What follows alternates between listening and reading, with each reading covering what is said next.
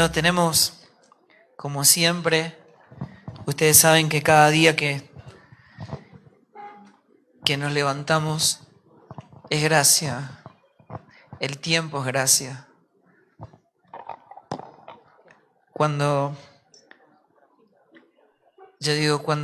le pedimos cosas al Señor, el Señor te regala tiempo, pues el tiempo es nuestra posibilidad de verle, de disfrutarle, de gozarnos, de deleitarnos en Él, de vivir la eternidad de su persona. Ayer estuvimos viendo la superlativa importancia, es de lo único que el Espíritu Santo se ocupa, que es revelar al Hijo, formar a Cristo en nosotros. Las obras que Dios preparó de antemano no es una lista de tareas que tenemos que hacer antes de morir, no. Es su obrar en nosotros. No es nuestro obrar, no es algo que podamos hacer para Dios. Es lo que Dios hace en nosotros y a través nuestro. ¿Y de qué se trata ese obrar? Formar a Cristo en nosotros. Es el incremento de la vida del Hijo. Amén. ¿Qué es lo que pensamos nosotros cuando pensamos en llenar la tierra de su gloria? Me imagino que pensamos que toda la gente que está en el mundo se va a convertir, o algo parecido, ¿o no? La semilla que cae en tierra, ¿quién es? Cristo, la palabra. Sí, todos sabemos que la palabra habita en nosotros. O sea que nadie te tiene que dar una palabra, ya te fue dada. ¿Y cuándo nosotros podemos ver esa palabra? Bueno, cuando se corre el velo. Dios no hace silencios como lo hacía antes con los antiguos, porque toda la palabra es una persona. La palabra de Dios es una persona y habita en nosotros. En la medida que menguemos, el velo se va corriendo y podemos ver la palabra. Y creemos que Dios nos está hablando en ese momento. No, siempre estuvo ahí. Solo que mientras el velo esté, somos tardos para oír, tardos para ver. Es necesario corrernos. Eso es lo que hacía de los apóstoles discípulos de Cristo. Que estaban dispuestos a correrse para que Cristo sea visto.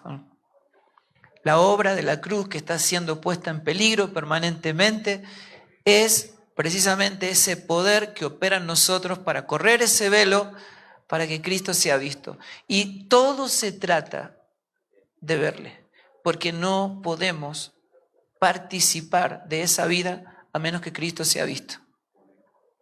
Y cuando le vemos, le podemos dar a conocer. Si no, todo está en nuestra imaginación, pero no es nuestra experiencia, no es nuestra realidad. Lo que hablamos ayer es que cuando yo estoy sintiendo, por ejemplo, un gozo en circunstancias en las que no debería estar ese gozo ahí, una paz en medio de las tormentas, o sea, la paz no es ausencia de problemas, es una persona. No es como el mundo la da, es una persona. Y yo estoy experimentando una paz que no debería estar ahí en el medio de las circunstancias. Y entonces yo estoy experimentando una vida que no se corresponde con el entendimiento humano y con el entendimiento de la mente humana. Entonces la gente piensa que estamos locos o qué, pero yo estoy experimentando una vida que no es mía, pero que está unida a mí. Y esa vida se está convirtiendo en mi experiencia. Yo la estoy viendo. Me está ocurriendo. Yo estoy caminando, la estoy tocando. Y ahora me doy cuenta que yo no puedo poner a Dios en primer lugar. No se puede. ¿Alguno dijo eso alguna vez? Ya no podemos ponerlo en primer lugar. ¿Por qué? Porque ya no hay algo que llamemos mi vida. Estamos muertos, amados. Estamos muertos. Ahora Cristo es nuestra vida. Ya no hay manera de poner a Dios primero. Si Él no es el todo en nuestra vida, no es nada. Él es nuestra vida.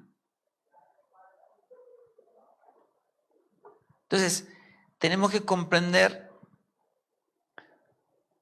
la importancia vital es de lo único que el Espíritu Santo se ocupa, de verles, para entender y ser transformados a su misma imagen. En Juan 12:32 dice, pero yo, si soy levantado de la tierra, dice el Señor, atraeré a todos a mí mismo. Versículo 33 dice, pero él decía esto para indicar la clase de muerte que iba a morir. Claro, no iba a morir un hombre cualquiera, iba a morir el creador de todo lo que existe. Y en esa muerte iba a entrar una multitud de gente, pero iba a salir un solo nuevo hombre. Muchas almas, un solo espíritu, un solo nuevo hombre, una creación, la cual Dios llama iglesia. Y nada, absolutamente nada, hay en esa creación de la vieja creación. Absolutamente nada. Esa creación no tiene ningún tipo de relación con el pecado. Esto es importantísimo porque hay grandes definiciones históricas sobre lo que nosotros creemos identificar acerca del nuevo nacimiento, ¿no? Muchos creen que es como una segunda oportunidad que Dios te da. No. Olvídense. Es el exterminio por completo de una vieja creación para el resurgimiento, el nacimiento de una nueva creación que no tiene ningún tipo de vínculo con la vieja creación. Muchos identificaron el nuevo nacimiento como diciendo, bueno, ¿cómo naciste de nuevo? Bueno, Dios me perdonó los pecados y ahora soy salvo y voy al cielo. Ahora tengo un ticket al cielo que se va a hacer efectivo cuando me muera. Y si te digo que eso ni siquiera está en la Biblia, o sea,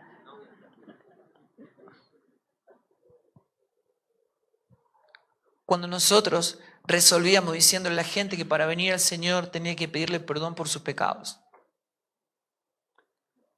Pero lo que dicen las Escrituras, la revelación apostólica es que entre el pecado y el pecador no hay diferencia, nos convertimos en pecado. El hombre peca porque está constituido en el pecado. Es la esencia, la sustancia de la vieja creación. ¿Dónde está? ¿Entienden? O sea,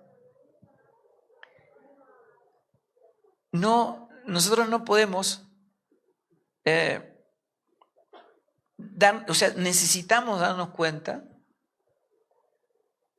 de que la ofensa a Dios no es lo que hacemos, no son nuestras acciones, es lo que somos sin Cristo. El pecado no es lo que hacemos, sino lo que somos sin Cristo. Por eso explica la solución que Dios proveyó. O sea, ¿para qué si tenía que perdonar lo que hacemos nos termina matando a nosotros? No tiene sentido. O sea, ¿por qué si Dios tiene que eliminar el pecado nos elimina a nosotros? ¿Y por qué seguimos pensando que lo que ofende a Dios es lo que hacemos? No, es lo que somos. Nosotros éramos abominación a Dios.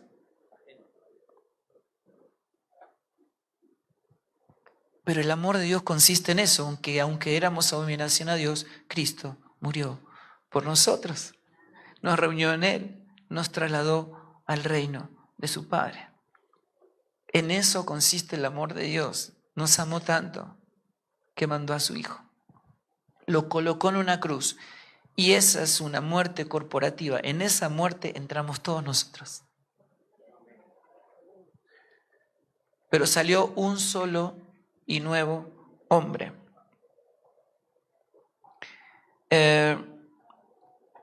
Ustedes se preguntarán por qué está el pizarrón, pero yo...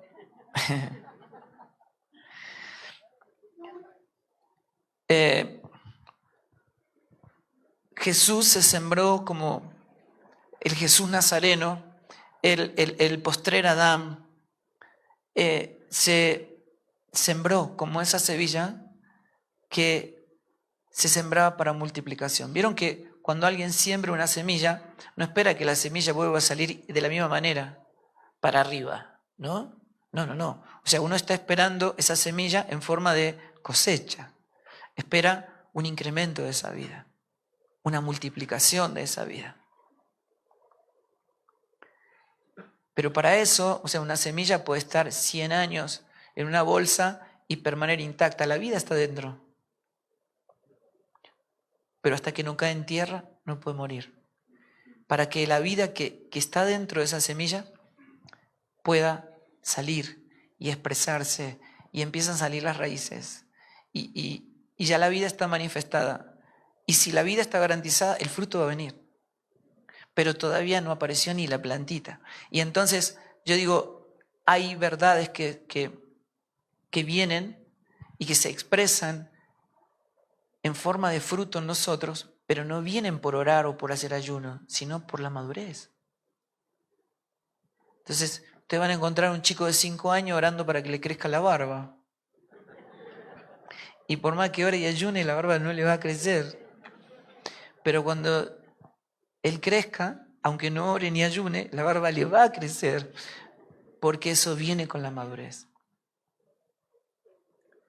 Entonces necesitamos comprender que el incremento de esa vida es menos yo, más de Cristo. El poder que opera en la cruz, trasladándonos de una creación a la otra, ¿no? Y cuando nace la plantita, ¿no? Porque digo, por ahí uno está hablando de algo que le llevó 20 años ver en Cristo. Pero el que está sentado oyendo quiere entender en tiempo real. Imposible. ¿Me entienden? O sea, ¿qué quiere decir? Que yo tengo que entender que todo lo que ocurre en Cristo ocurre en forma de vida orgánica. Entonces, si están hablando a alguien que está en la universidad y yo estoy en la primaria y digo, qué lío, no entiendo nada, pero quiero ver, porque yo un día voy a llegar ahí. Yo algún día lo voy a poder ver. O sea, un día el árbol, digamos, esa plantita, esa semilla, se va a convertir en una planta y esa planta se va a convertir en un árbol. Y cuando ese árbol tenga un tronco fuerte, va a dar mucho fruto. Es la misma vida, la del árbol es la misma vida que estaba en la semilla, pero en forma de incremento, de multiplicación. Muchos de los que están acá, y hay muchos pastores que están relacionados, muy amados, que han venido, que han viajado muchos hasta acá, y que han pasado, muchos les han quitado las congregaciones, la denominación. Muchos se le han dividido las congregaciones. Y siempre insistimos de que no hace falta que nadie se vaya, ¿no? Por los motivos equivocados. Si nosotros estuvimos dando otro alimento que no era el pan de vida y la gente no quiere pan de vida, tarde o temprano se van a ir buscando otra comida. Pero que nadie se vaya por los motivos equivocados solo por no entender. Necesitamos comprender que es vida orgánica, que hay que acompañar con amor, con paciencia, regar todos los días, esperar, porque es hasta que todos lleguemos a la unidad de la fe, al conocimiento del Hijo de Dios. Miren, el Evangelio es una persona, no es un mensaje. Entonces, no estamos para hacerle entender al hermano. Eso lo hace el Espíritu Santo, no nosotros. No estamos, pero no puede ser que no lo estés viendo. Acordate, cuando vos no lo veías, acordate, porque vos estuviste ahí. Y a Dios, vos te esperó mucho más a vos que a tu hermano. Y ellos no ven y uno dice, no puede ser, ¿cómo algo tan simple que no lo vea? Pero es simple porque lo estás viendo. ¿Qué hay que hacer? Amor, paciencia. ¿Qué hizo el Señor con nosotros? Con amor. Es la sustancia en la que navega todo lo que es Cristo en nosotros. Esperar. Esperar, porque es hasta que todos lleguemos. Es vida orgánica. Y cuando crece, eso. O sea, esta es mi experiencia permanente, ¿no? De encontrarme con hermanos que me estuvieron midiendo, que estuvieron juzgando, que todo es parte. Y es buenísimo. Tiene que ocurrir. Porque es la batalla interna, espiritual, que tiene que producirse en cada uno. Hasta que en un momento me dicen, Fabi, lo vi. No me expliques cómo pasó, no lo sé, pero lo vi. Ustedes no se pueden parar al lado de un árbol y orarle para que le dé fruto. Miren, eso está la vida ahí. Cuando tenga que dar fruto, esa vida va a producir. O sea, no elegís el momento, no sé cómo ocurre, no lo podemos explicar, pero el fruto va a venir. Y prepárense porque Dios no le da hijos a una nena de 5 años. Tiene que madurar. Entonces dice, bueno, pero menguamos, somos un grupo más pequeño. Bueno, pero cuando tengan la madurez, va a venir el fruto. Y prepárense en la administración, porque Dios va a añadir cada día al que ha de ser salvo. Y va a venir, porque la multiplicación, si hay vida, es lo obvio. Pero no los puede agarrar inmaduros. Amén.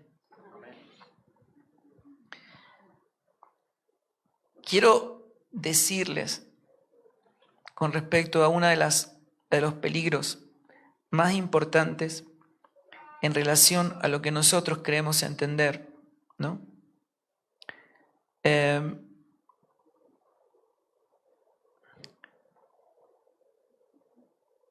Voy a hacer un gráfico mínimo para que de algo de lo que estoy acostumbrado a explicar, pero no quiero que se pierda. Ustedes saben que hay 2 ámbitos completamente diferentes. O sea, desde que cuando Adán pecó, fue destituido de la gloria de Dios y entró en un ámbito de muerte. El hombre se convirtió en carne. Y todo lo que está en Adán es un ámbito gobernante corporativo. Y todo lo que está en Cristo es un ámbito gobernante corporativo. Entonces, son 2 ámbitos opuestos, no se pueden mezclar. Pero el Señor puso una gran división entre esos ámbitos, ¿no? Y quiero explicar cuál es el peligro en el que nosotros nos desarrollamos. Supónganse que nosotros tenemos un hombre, ¿verdad? Este hombre está en un estado adámico. Acá hay una separación imposible de flanquear. La diferencia y la gran división entre estos 2 ámbitos es nada más y nada menos que la cruz de Cristo. Acá está el nuevo hombre. ¿Está bien? Disculpen los dibujos, ¿no? Este es el nuevo hombre, pero estos dos ámbitos, este ámbito de oscuridad que los apóstoles llaman, ¿no? La carne, ¿no es cierto? También lo llaman lo primero. Y este ámbito de vida, de luz de vida, es lo segundo. Esto es Cristo. Digamos que esto es Adán, o la carne, o lo primero, o la vieja creación, o etcétera, etcétera. Ahora, la advertencia es que este hombre no tiene acceso a este ámbito, no puede, a menos que acceda mediante la cruz, a menos que muera. ¿Está bien? Pero este hombre tiene una mente. Este hombre tiene una mente. Y este tiene una mente. ¿Está bien? Pero esta mente no tiene acceso al entendimiento de lo que pasa en el ámbito espiritual. Entonces, ¿qué pasa? Cuando yo estoy actuando en este hombre y leo las Escrituras, porque las Escrituras es el testimonio de este hombre. ¿Sí está bien? O sea, las Escrituras dan testimonios de Cristo. O sea, es una descripción. Pero, o sea, las palabras no tienen poder para traer la sustancia, no pueden. O sea, vos leyendo la Biblia no vas a poder ver a Cristo. Vas a ver el testimonio, a menos que el Espíritu Santo esté operando para que veas a Cristo en las Escrituras. ¿Está bien? Entonces, yo puedo leer la Biblia y si yo no estoy operando en la naturaleza de Cristo con el Espíritu Santo revelándome a Él, yo estoy leyendo la Biblia, la traigo a este ámbito y creo entender algo de lo que está pasando en este hombre. Esa es la gran desgracia de la iglesia. Porque la mente de este hombre es una fábrica de ídolos. Es como yo me imagino a Dios. Leyendo la Biblia, siendo bíblico, lo llevamos a un debate, ¿no? Y las redes sociales son como la plataforma más actualizada de todo ese debate, y entonces alguien pone algo y dice, no, pero aquello, no, a este pastor lo banco, a este no lo banco, aquel, ¿qué tiene que ver? Y empiezan a discutir acerca de lo que creemos entender acerca de las Escrituras. Pero cuando operamos en la mente de Cristo es la garantía de que cuando el Padre dice una palabra, todos entendamos lo mismo. Hablen todos una misma cosa, tengan todos un mismo parecer, una misma mente. Si Cristo crece en ustedes va a producir un mismo sentir, ¿no? Para evitar esas cosas, decir yo siento de Dios hacer tal cosa. No. Si hay un sentir, ese sentir que hubo en Cristo Jesús es el de despojarse a sí mismo. Para que puedan ver al Padre. Si me estás viendo a mí, ves al Padre. La manera, ese sentir de despojarnos a nosotros mismos, para que no nos vean a nosotros, sino que vean a Cristo en nosotros. Entonces no somos gente tratando de definir la iglesia está definida por la vida del Hijo. Solo necesitamos verla. Para no tener nuestras propias ideas y conceptos de la Biblia, ministros de la vida, digamos, de la iglesia, ¿no?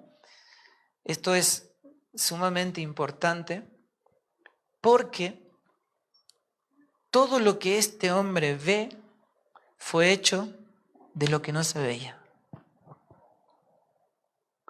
Entonces nos vinculamos a imágenes, pero no con la sustancia. Es como si supongo que yo les hablara de una receta de cocina durante horas, con lujo de detalles. Y probablemente todos entenderían, pero no están comiendo de la comida. O sea, no están gustando de la sustancia. Porque las palabras no tienen el poder para hacernos partícipe de la sustancia, solo la describen.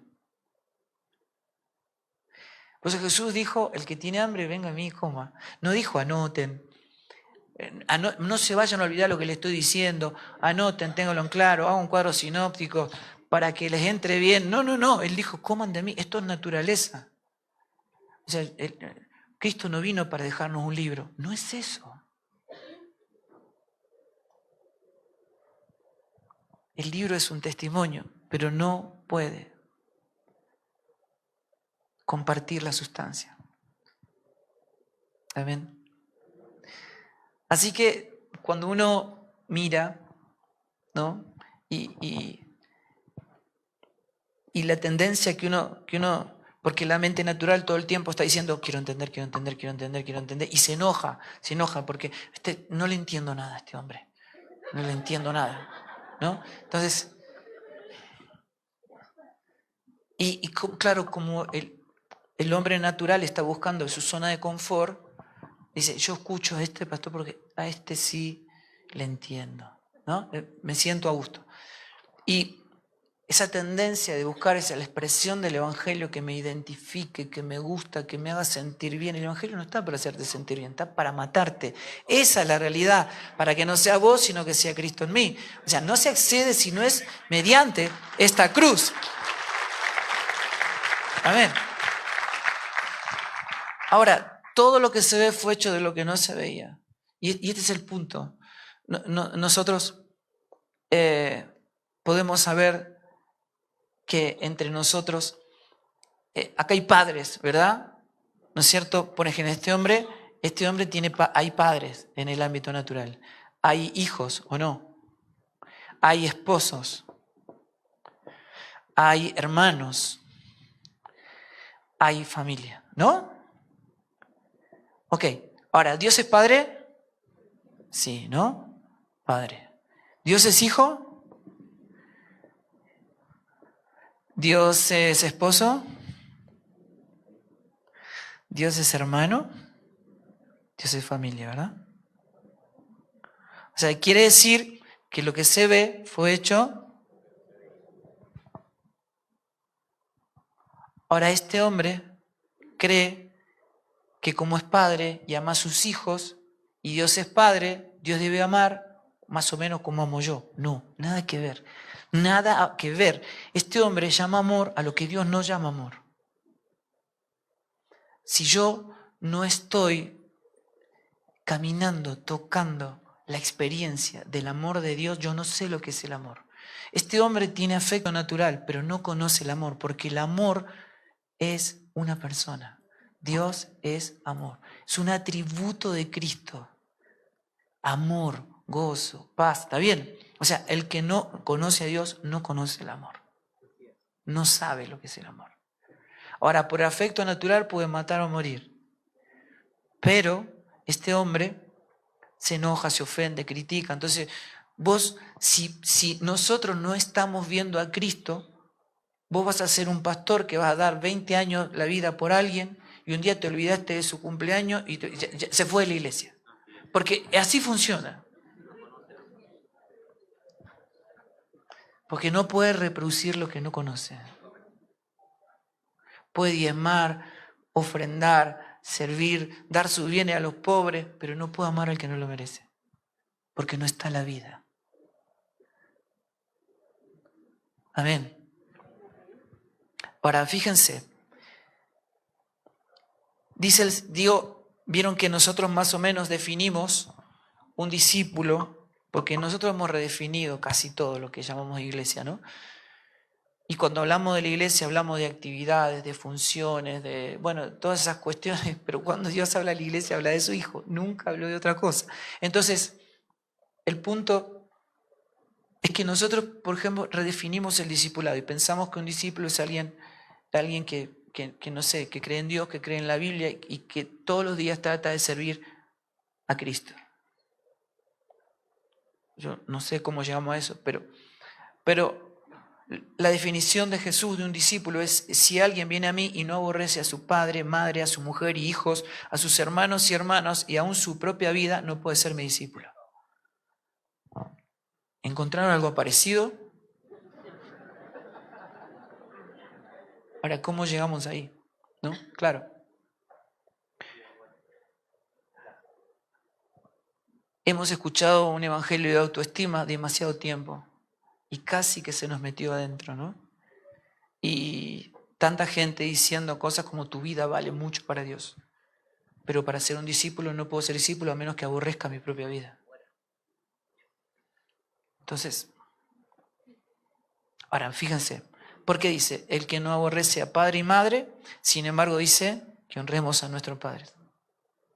El que no aborrece a su esposo o esposa, sin embargo dice que amemos a nuestras esposas como Cristo amó a la iglesia para salvarla y para santificarla. Que amemos a nuestros hijos como el Padre nos ama a nosotros. Y dice que amemos a nuestros hermanos, ¿no? Porque el que no ama a su hermano ni siquiera puede decir que conoce a Dios, no tiene idea, no conoce el amor. Porque vos no podés decir que amás a tu hermano o que amás a Dios si no amás a tu hermano, están unidos, es lo mismo. No estás viendo lo correcto. Y entonces, ¿cómo funciona esto? Lo que el Señor está diciendo es, recuerden que Jesús estaba en forma de figura. Cuando Jesús estaba en carne y hueso, era un envase. Estaba en forma de figura. Por eso Él decía, coman de mí, pero no podían comer su cuerpo. ¿No es cierto? Yo soy la puerta, pero no era una madera con un picaporte. O sea, no. Él se estaba proyectando a la realidad que iba a ser manifestada, para lo que Él había venido. Esto va a acontecer. Yo soy el verdadero pan del cielo. Y cuando Él decía esto, se estaba proyectando a esta realidad, ¿no? Y lo que estaba diciendo, a menos que ustedes aborrezcan esto, no van a poder abrazar esto. ¿Sí se entiende o no? Ok, este hombre tiene una relación padre-hijo. Y este hombre tiene una relación padre-hijo. Ahora, ninguno de nosotros quisiera tener una relación padre-hijo si no estamos disfrutando la vida que nos fue concedida. No estamos viendo lo que tenemos que ver. ¿Ustedes saben cuál es el mayor problema de un matrimonio? Bueno, la esposa quisiera que él sea más como a ella le gusta. Él quiere que su esposa sea más como a él le gusta, ¿verdad? Porque lo que no estamos viendo es lo que ve este hombre. Cuando yo miro a mi esposa y la veo a través de Cristo, yo estoy viendo lo que el Padre ve. Ve la obra más gloriosa que jamás se haya imaginado. Él ve aquello que lo complace por completo. Él está viendo a su Hijo. ¿Qué vemos? ¿No? Yo digo porque en un sentido el matrimonio da testimonio del pacto eterno, ¿no? Pablo dice, es un misterio en relación a Cristo y la Iglesia. O sea que el matrimonio tiene un diseño no creacional, sino eterno. Porque la unión de Cristo con la Iglesia es de tiempos eternos, antes de que todo fuera creado. La reproducción de ese pacto, que es donde está la Iglesia, la unión de Cristo con la Iglesia, que no es un pacto de Dios con el hombre, sino entre el Padre y el Hijo, es indestructible. Ese amor nunca deja de ser. Pero nuestros matrimonios se separan. ¿No?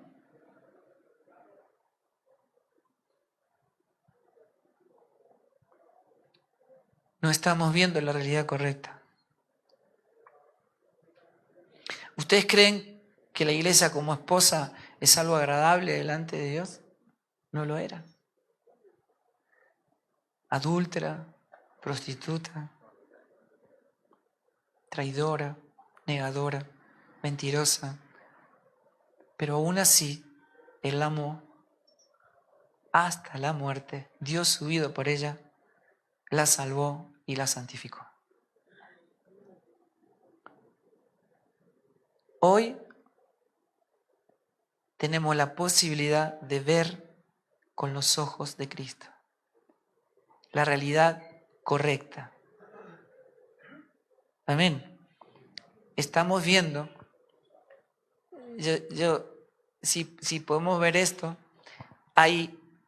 nadie puede ir en pos de esta realidad a menos que tome. Es este el único camino para poder ver lo que Dios ve y estar, o sea, ver la vida de la iglesia. Y ver todo a través de esta mente. Porque esta mente reproduce una realidad paralela, la espiritualiza, pero es un ídolo. Ve todo separado de Dios, rompe todo.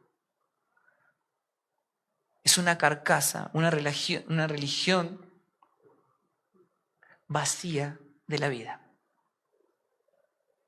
Es de lo que Dios vino a librarnos. Por eso, la gran preocupación de Pablo no era el imperio romano. Eso estaba resuelto en Cristo.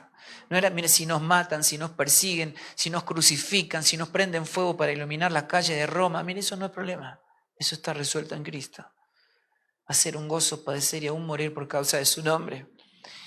Pero sí hay algo que marcaba el límite del entendimiento de los apóstoles. Es lo que hacían nula la gracia. Los enemigos de la cruz. Y me vuelvo loco y entro en dolores de parto.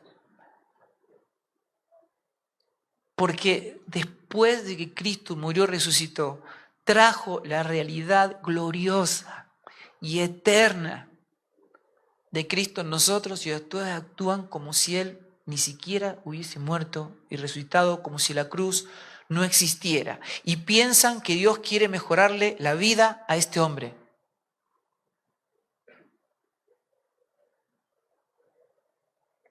Mientras haya gente que esté predicando que Dios me quiere mejorarte la vida, va a haber como dice el apóstol Pablo, hay algunos que, digamos, hablan de otro evangelio, pero él aclara, dice, miren que no hay otro evangelio, solo que algunos lo han pervertido.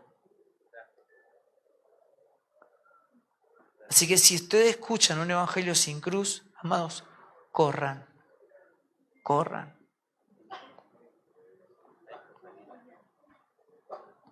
No es evangelio, es todo lo contrario.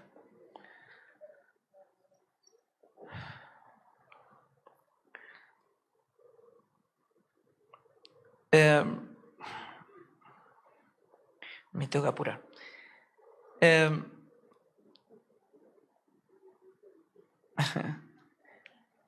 Ahora sabemos que el cuerpo de este hombre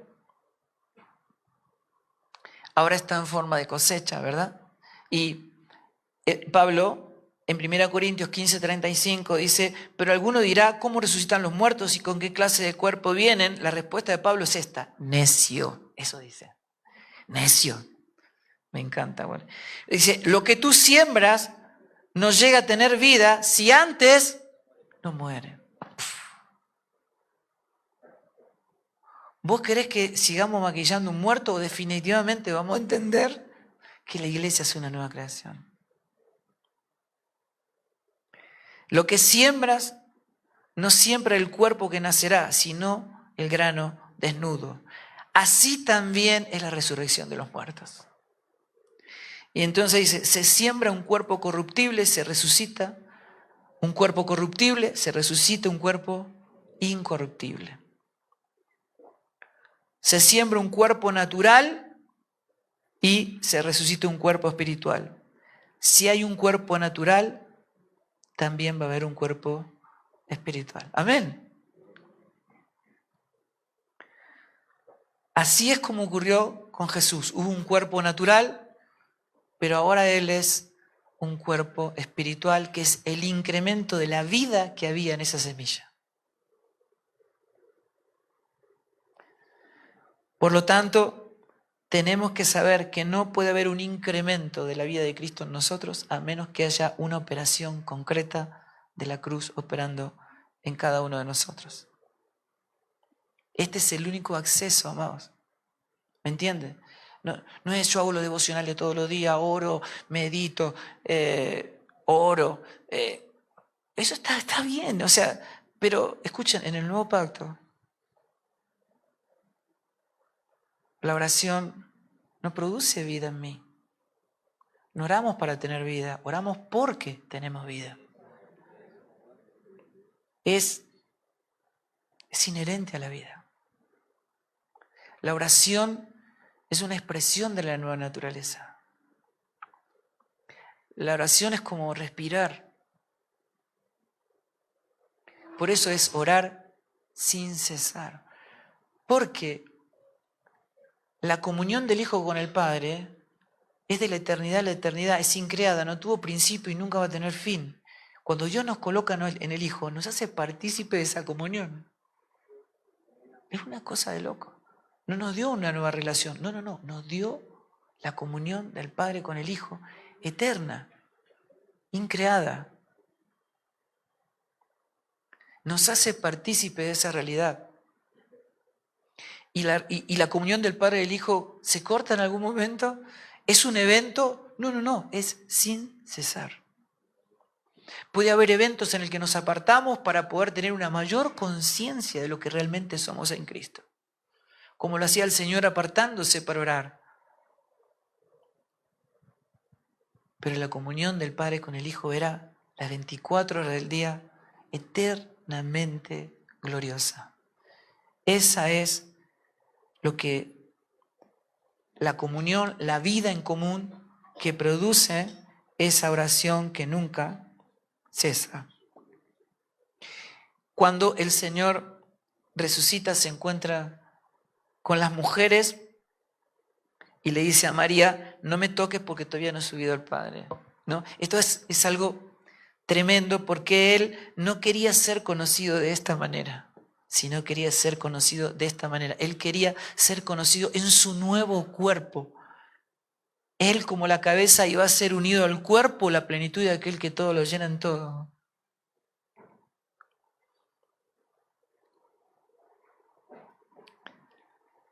Y claro, Él como la vida de su cuerpo, ¿a qué le da vida el Señor? Al cuerpo. Él es el espíritu vivificante, Él es el espíritu que da vida. Ahora estamos acá y no estamos viendo la vida y estamos queriendo resolver en esta creación, es una locura.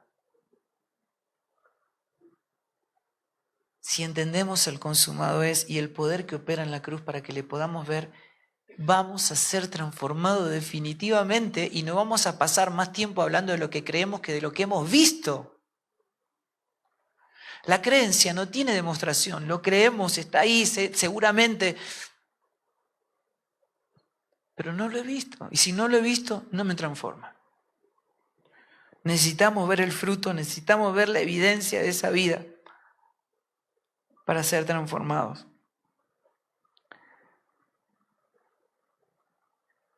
Juan en el capítulo 12 del Evangelio de Juan, verso 23, Jesús dice, ha llegado la hora en que el Hijo del Hombre sea glorificado. Es interesantísimo porque cualquiera de nosotros, cualquier persona, escuchando a Jesús diciendo de que Él iba a ser glorificado, nosotros nos hubiésemos imaginado que Él iba a ponerse resplandeciente, que decía, no, dice, voy a morir. Esto es lo que glorifica al Padre, ¿no? Porque si el grano de trigo no cae en tierra y muere, se queda solo, pero si muere, lleva mucho fruto. Amados, ese es el incremento de la vida.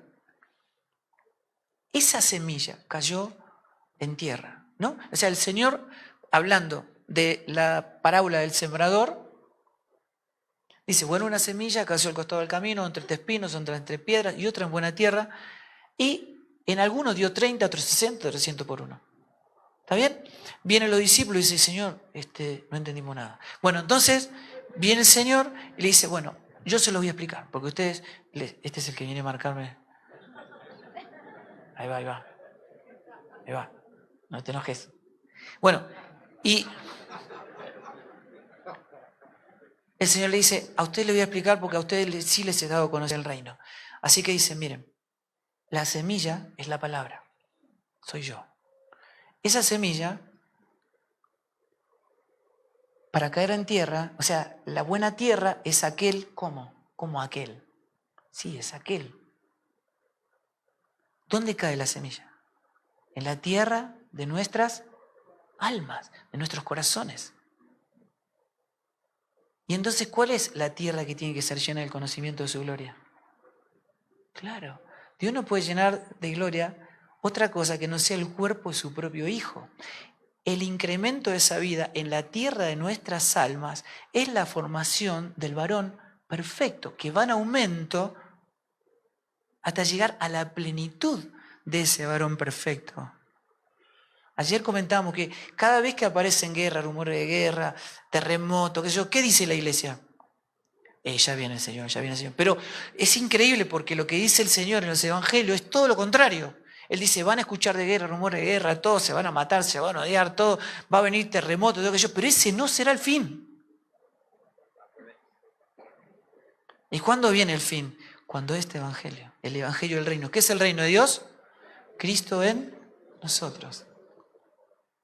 Cuando este evangelio, Cristo en nosotros, el reino de Dios, sea predicado en toda la tierra, entonces vendrá el fin. Cuando el varón perfecto, la tierra de nuestras almas, sea llena del conocimiento de su gloria, cuando le veamos, hermano, para que Cristo sea formado en nosotros, entonces el Señor dice, vendré otra vez y os tomaré a mí mismo. La iglesia es Cristo. Tomaré a mí mismo. Vendrá el fin. La obra está terminada. Ahora, miren con lo que quiero terminar. No, no, no, no, no, no, no. No, no. Escuchá, no te asustes. Escuchá.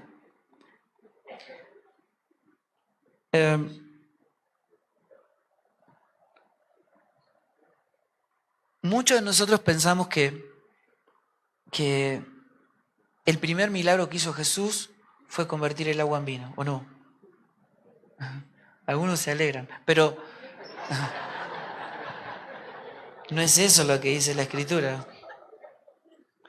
Lo que dice ese pasaje es que lo que Jesús hizo fue principio de señales. Y aunque no era el tercer día calendario, dice, y el tercer día, tremendo. Y aparece María, diciéndole, falta vino, que yo. Y el Señor le dice, ¿qué tienes conmigo, mujer? Y pasa algo extraordinario. Porque Él manda que traigan las tinajas, se convierte en el mejor vino, aparece el maestresala y dice, es una locura, porque ¿por qué dejaron esto para el final? Debería haber sido el principio. Y el Señor estaba trayendo principios de señales, el Señor estaba revelando el poder del tercer día. Pablo dice esto. ¿Qué ocurrió el tercer día? La resurrección. Y Pablo dice esto, yo he estimado todo como pérdida por basura, lo he perdido todo a fin de conocerle, ¿y qué más? ¿Y conocer qué más? El poder de su resurrección. ¿Saben por qué? ¿Saben por qué? Es necesario perderlo todo para conocer, porque si yo no paso por la cruz, yo no puedo conocer el poder que habita en Cristo. El poder que habita en Cristo es el poder de su resurrección, es el que lo resucitó de los muertos. Es el mismo que opera en nosotros, el mismo, para revelarnos el poder.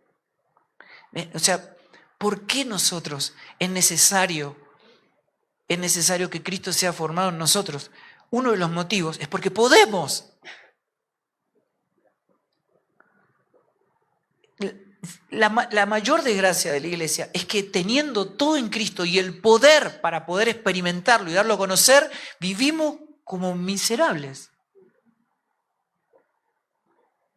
Hace un tiempo escuché un mendigo que quería, el sueño era hacer un viaje en crucero. Juntó monedita por monedita durante años y llegó apenas a pagar el pasaje. Entonces dijo, como yo no voy a poder pagar la comida de lujo que se come dentro del crucero, guardó galletas, panes duros, todo ahí, ¿no? Y se subió y veía como todos comían una cosa, comidas de lujo extraordinario y él con su galletita, hasta que en un momento va y dijo, hablando con los mozos, con la gente de ahí, dijo, si ustedes me darían trabajo acá, yo podría tener dinero para poder comer la comida que se come en este barco, ¿no? Digo, Señor, ¿por qué me pregunta eso? Usted puede comer todo lo que quiere, el derecho le fue dado en el ticket. ¿Cómo en Cristo no fue dado todo? Y nosotros estamos mendigando. Ese poder, el poder de su resurrección está operando en nosotros para ver todo lo que es Cristo en nosotros. Y vienen y le dicen, Jesús, ¿por qué no rajate? O sea, corre porque Herodes está buscando para matarte. Y el Señor dice esto, está genial. Él dice, vaya y díganle a esa zorra, pues está hablando de Herodes. Vaya y díganle a esa zorra que yo hago milagros, echo demonios, el primero y el segundo día, pero el tercer día termino la obra. ¿Ustedes creen que está hablando de un día calendario? ¿Quién es el día del Señor? Sí, todo lo que está en Cristo opera en el poder del tercer día, el poder de su resurrección, para poder expresar por completo todo lo que somos en Él, el propósito por el cual fuimos creados para deleitarnos, verlo, ser transformados y darlo a conocer. Esta es nuestra gloriosa realidad, amados. Es urgente, urgente madurar. Dios lo logra en nosotros. Muchas gracias.